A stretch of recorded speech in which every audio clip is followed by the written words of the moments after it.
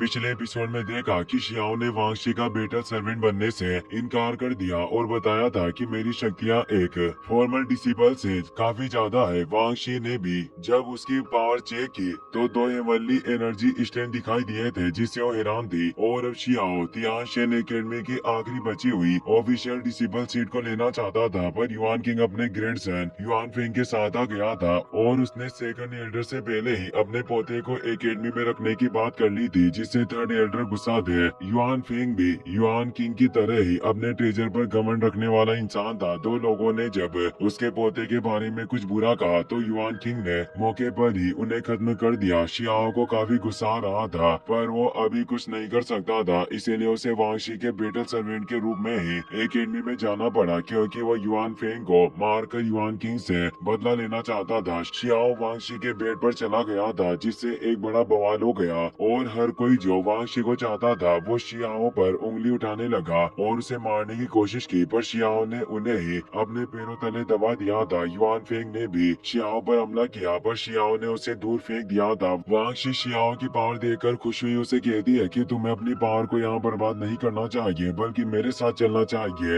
Elder ने मुझे एक मैसेज भेजा है, उन्होंने बताया है कि जल्द ही बॉर्डर पर एक बड़ा युद्ध छिड़ने वाला है, जिसकी तैयारी के लिए ट्रायल लैंड को खोला जाएगा। उस जगह पर कई सारे इमोर्टल स्क्रिप्चर यानी प्राचीन अमर शास्त्र मौजूद है, साथ ही कई सारे प्राचीन खजाने भी मौजूद होंगे, इसीलिए उस जगह पर जाने से पहले हमें काफी सारे अवसर मिलेंगे जिससे पावर को बढ़ाया जाएगा। लेकिन जितना फायदा होता है उतना ही रिस्क भी होता है। वो जगह कई सारे अजीब जानवरों से भरी हुई है, इसीलिए अवसर के साथ साथ चुनौतियों को भी हमें साथ लेकर चलना होगा। और मेरे पास अभी फिनिक्स ब्लड की कुछ बूंदे मौजूद है, इसीलिए मैं जितनी जल्दी हो सके तुम्हारी कल्टिवेशन में सुधार करने में मदद कर सकती हूँ, ताकि तुम वहाँ मुझे प्रोटेक्ट कर पाओ। और वो उन ब्लड ड्रॉप को शियाओ को सौंप देती है। शियाओ उन ब्लड ड्रॉप के साथ कल्टिवेशन करने लग गया था और सोचता है कि यह फिर से एक ट्रेजर हंट क्यों होने वाला है। क्या ऐसा हो सकता है कि तियानशेन एकेडमी काफी गरीब है जो हमेशा खजानों की तलाश में रहते हैं। पहले ताइचुएशन माइन में गए थे और अब ये उस ट्रायल लैंड में जाने वाले हैं। उस फिनिक्स ब्लड की वजह से अब flower of Avenue second level में एवोल्व हो गया था, जिसे दो लोटस खेल चुके थे।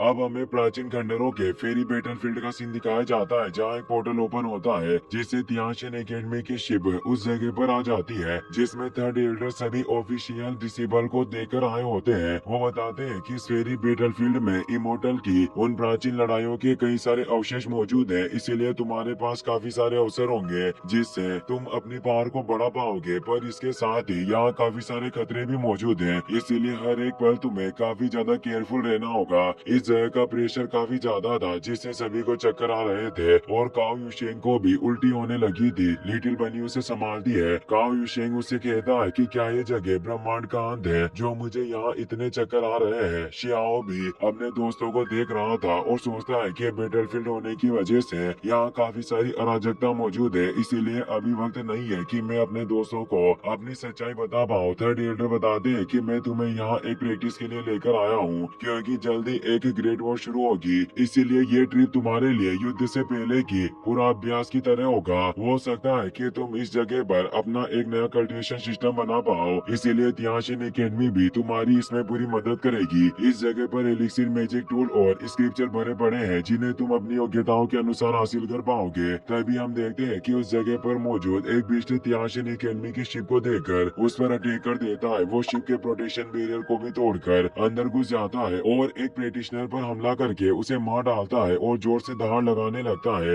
यह देखकर थर्ड एल्डर अपने ली शेंग लेपिस स्वॉर्ड को बाहर निकाल लेते हैं और एक बार में ही उस बिस्ट को खत्म कर देते हैं। वो बताते हैं कि मैं नहीं चाहता कि युद्ध से पहले ही इस जगह पर अनगिनत लोग व्यर्थ में ही मारे जाएं, और अभी तुम पर जिन मॉन्स्टर ने हमला किया वो यहाँ युद्ध में मरे हुए लोगों की बुरी बुरी आत्माओं से पनपे हुए राक्षस थे। मैं तुम्हें अपनी जान बचाने के लिए लाइफ तेलिस्मान देना चाहता हूँ, जिससे तुम क्रिटिकल मोमेंट्स में अपनी जान बचा सकते हो। पर युआन फेंग मजाक में कहता है कि यह सिर्फ एक बर्बादी होगी। अगर किसी के पास जिंदा रहने की काबिलियत नहीं है तो उसे मर ही जाना चाहिए, वैसे भी आगे जाकर वो मारा ही जाएगा। इसीलिए आपको दूसरों के लिए अवसर बर्बाद नहीं करने चाहिए, क्योंकि इस लाइफ तेलिस्मान की वजह से सभी डिसिपल एक साथ वापस टेलीपोर्ट हो सकते थे। युआन फेंग के साथी भी कहते हैं कि यंग मास्टर बिल्कुल सही कह रहे हैं, यह काफी पावरफुल है। इन्होंने सिर्फ कुछ ही महीनों में दो इमोर्टल एनर्जी स्टेट को कल्टिवेट किया। थर्ड एल्डर बोलते हैं कि अगर आप लोग अपनी अपनी रक्षा नहीं कर सकते तो बेहतर होगा कि तुम अभी पीछे हट जाओ और इस जगह पर प्रवेश मत करो।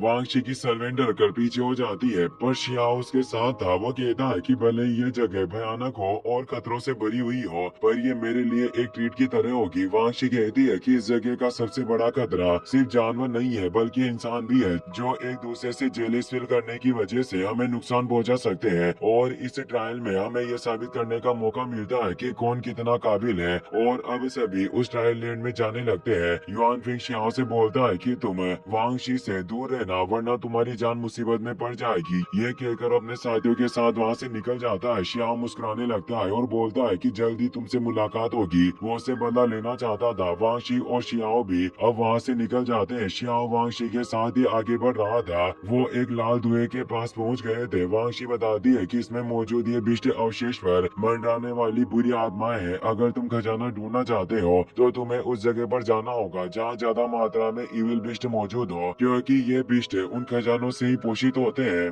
पर तुम उनकी पावर को कम नहीं आंक सकते। तभी एक इविल स्पिरिट शियाओ पर हमला करने आता है, पर शियाओ उसे लात मारकर दूर फेंक देता है। पर वहाँ सैकड़ों बिस्ट होते हैं, इसीलिए शियाओ उन्हें एक एक करके मारने लग जाता है और बोलता है कि ये काफी बहादुर है जो अपने फाइटिंग मेथड्स के साथ अटैक कर रहे हैं। वांग शी भी अपनी पावर से उन बिस्ट को मारने लग गई थी। शियाओ सोचता है कि वाकई ये काफी बहादुर है और इसकी फैमिली की पावर भी काफी एक्स्ट्रा ऑर्डिनरी होगी। वो काफी तेज स्पीड में वांग शी के पास के सभी बिस्ट को खत्म कर देता है और आगे के रास्ते को भी क्लियर करता जाता है, जिससे वो तेजी से आगे बढ़ने लगते हैं। शियाओ एक जगह पर रुक जाता है और सोचता है कि ये बिस्ट लगातार अटैक करते हुए आ रहे हैं और अगर मैं वांग शी के साथ ही लगातार आगे बढ़ा तो मैं युआन फेंग को मार नहीं पाऊंगा और मेरे पास इससे अच्छा अवसर उसे मारने के लिए नहीं हो सकता। तभी हम देखते हैं कि वांग शी लड़ने की वजह से कमजोर फील कर रही होती है और उसे चक्कर आने लगे थे। शियाओ से बोलता है कि मुझे लगा था कि हम साथ में आगे बढ़ेंगे, पर तुम्हारी हालत देखकर ऐसा लग रहा है कि तुम्हें अभी आराम करने की जरूरत है और मैं अकेले यहाँ चारों तरफ खजानों की तलाश करूंगा। वांग शी बोलती है कि खजानों को ढूंढने के साथ अगर कोई तुम्हें परेशान करता है तो तुम उसे मार सकते हो और उसके खजानों को चुरा सकते हो, क्योंकि वहाँ बहुत से लोग हैं जो मुझे नुकसान पहुँचाना चाहते हैं। अगर तुम्हारा उनसे सामना हो और तुम उन्हें खत्म करने में मदद करते हो तो तुम्हें एक बड़ा इनाम मिलेगा। शियाओ कहता है कि मैं अपनी लिमिट्स को जानता हूँ और मुझे पता है कि मैं किस सिचुएशन का सामना कर सकता हूँ और अब वो वहाँ से निकल जाता है। वहीं हम युआन फेंग को देखते हैं जो अपने दोनों साथियों के साथ किनाओ और शियाओ के दोस्तों को परेशान कर रहा था, क्योंकि उसने अपने स्पेशल जेट प्लेग को एक्टिवेट किया हुआ था जो खतरनाक बिस्ट को अपनी तरफ अट्रैक्ट करने के साथ साथ अपने मालिक को प्रोटेक्ट कर सकता था। यानी उसने खुद को तो प्रोटेक्ट किया हुआ था, पर वो लगातार खतरनाक बिस्ट को पास बुलाकर शियाओ के दोस्तों पर अटैक करवा रहा होता है। किनाओ और बाकी सभी लगातार उन बिस्ट से लड़ रहे होते हैं। किनाओ तेजी से बिस्ट को मारता जा रहा था। युआन फेंग बोलता है कि मैंने कभी उम्मीद नहीं की थी कि तुम 3000 स्टेट के लोगों में इतनी काबिलियत होगी जो तुम इतनी देर तक जिंदा रह सकते हो। किनाओ से कहता है कि तुम एक कमीने इंसान हो जो खुद आड़ में रहकर हम पर बिस्ट से हमला करवा रहे हो। अगर तुम्हारे अंदर हिम्मत है तो नीचे आओ और मुझसे फाइट करो। और वो उसके बैरियर पर अटैक करता है पर उसे चोट नहीं पहुंचा पाता। युआन फेंग बोलता है कि अगर तुम काफी ज्यादा स्ट्रॉन्ग हो तो फिर मेरे इन चुपके से किए गए हमलों से क्यों डर रहे हो। और वैसे भी जीवन में सबसे महत्वपूर्ण बात सेल्फ रिफ्लेक्शन होता है, यानी अगर तुम मजबूत बनने के लिए प्रैक्टिस नहीं करोगे तो आखिर तुम कैसे जिंदा रह पाओगे। इसीलिए लड़ते रहो। काओ यूशेंग भी अपनी सोच से लगातार बिस्ट को दूर कर रहा होता है और बोलता है कि अगर तुम्हारे अंदर इतना ही साहस है तो अपने पास से इस मैजिक वेपन को दूर हटाओ और फिर हमसे बात करना। युआन फेंग का साथी बोलता है कि तुम्हारे मास्टर के पास मदद के लिए एक मैजिक वेपन है, क्योंकि ये शाही घराने से है। ये तुम्हारी तरह भिखारी नहीं है। अगर तुम्हें शिकायत है तो अगले जन्म में अच्छी जगह पैदा होना। और वो तीनों अस्कर उसका मजाक उड़ाने लगते हैं। काओ यूशेंग अपने फॉर्मेशन से उन बैरियर पर अटैक करता है पर वो नष्ट नहीं होता। युआन फेंग बताता है कि मेरे दादाजी युआन किंग ने एक बार कहा था कि 3000 स्टेट लंबे समय से गिरावट में है और अब वहाँ कुछ मुर्गियाँ और कुत्ते ही बचे हैं, इसीलिए तुम जैसे कुत्ते मरने के योग्य हैं। और मैं खुद तुम्हें मारकर अपने हाथ गंदे नहीं करना चाहता। पर तभी शियाओ वहाँ आकर उन्हें एक किक मारता है जिससे वो बैरियर टूट जाता है और वो तीनों तेजी से जमीन पर जाकर टकराते हैं। शियाओ अपने दोस्तों को अपनी पहचान नहीं बताना चाहता था, इसीलिए वो बोलता है कि मैं बस यहाँ से गुजर रहा था। मैंने एक मतलबी इंसान को देखा, इसीलिए मेरे हाथों में भी खुजली हो गई। मैं तुम्हारी कोई मदद नहीं कर रहा, बस मैं इसके साथ साथ एक पुराने मसले को हल करना चाहता हूँ। युआन फेंग उठते हुए कहता है कि कमीने, तुम खुद मेरे दरवाजे पर चलकर आए हो, इसीलिए आज मैं तुम्हें खत्म कर दूंगा। और वो वापस से अपने स्पेशल जेट प्लेग से कई सारे बिस्ट को वहाँ बुला लेता है। एल्डर शियाओ पर एक अटैक में ही उसके जेट प्लेग को दूर कर देता है। इससे युआन फेंग को काफी गुस्सा आता है। काओ युशेंग और लिटिल बनी ये देखकर हैरान रह जाते हैं। शियाओ सोचता है कि मैं अपने दोस्तों के सामने अपने पावर का इस्तेमाल नहीं कर सकता, वरना ये मुझे पहचान जाएंगे। और वो अपने थंडर से युआन फेंग और उसके साथियों पर तेज प्रेशर डालता है और एक बैरियर में उन्हें कैद करके अपने साथ ले जाता है। युआन फेंग मदद की गुहार लगाता है, पर वहाँ उसकी मदद करने के लिए कोई नहीं होता। काओ युशेंग ये सब देखकर हैरान हुआ, कहता है कि आखिर ये सब चल क्या रहा है और ये हेल किंग कौन था जो उन्हें अपने साथ ले गया। यानी वो शियाओ को पहचान नहीं पाए थे। शियाओ ने दूर एक वैली में उन तीनों को लाकर पटक दिया था। युआन फेंग अपने पास मौजूद टर्टल शेल बैरियर को बाहर निकाल लेता है, जो गॉड रियल्म तक के अटैक को झेल सकता था। शियाओ कहता है कि उस युआन किंग ने तुम्हें बहुत कबाड़ ट्रेजर दिए हैं। युआन फेंग गुस्से में उसे एक्टिवेट कर लेता है और अब वो अपने दोनों साथियों के साथ एक फॉर्मेशन को क्रिएट करता है, जिससे एक गोल्ड वॉर स्पीयर क्रिएट होता है। वो बोलता है कि आज शायद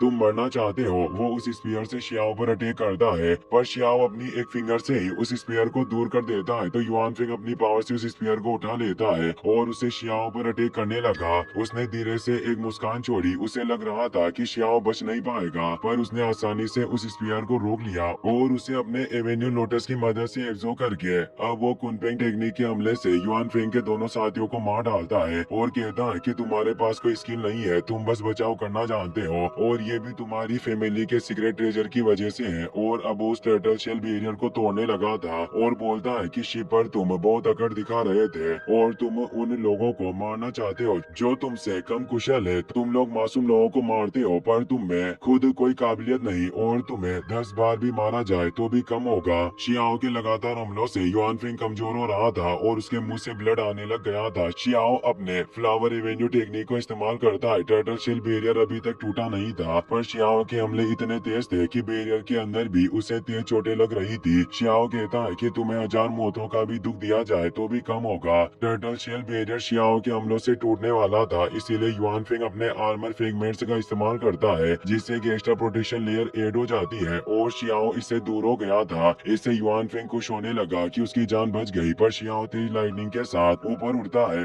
और अब उसकी डालो इमोर्टल सोर्ड को बाहर निकाल देता है। उसके एक हमले से ही वो बैरियर पूरी तरह से बिखर जाता है। युआन फेंग काफी घायल हो गया था और उसकी बॉडी से ब्लड आने लगता है। वो कहता है कि सिर्फ ऐसी क्षमता वाला एक ही यंग मैन हो सकता है और वो वांग है, पर उसे तो मेरे दादा ने ताइचू एशियन माइन में मरने के लिए भेज दिया था। और हमें एक पास्ट का सीन दिखाया जाता है जब फेंग फैमिली को स्टोन क्लेन के शियाओ को मारने को कहा गया था, क्योंकि उसमें एक्स्ट्रा ऑर्डिनरी टैलेंट था। शियाओ अपनी डालो इमोर्टल सोर्ड को अपने पास ले लेता है। युआन फेंग समझ जाता है कि शियाओ मरा नहीं है, पर अब बहुत देर हो चुकी थी, शियाओ से मारने वाला था। इसी के साथ ये एपिसोड यहीं पर खत्म हो जाता है। वीडियो पसंद आया हो तो अपने दोस्तों के साथ शेयर करना, साथ इस वीडियो को लाइक और चैनल को सब्सक्राइब करने के लिए आपका तहे दिल से शुक्रिया। Thanks for watching.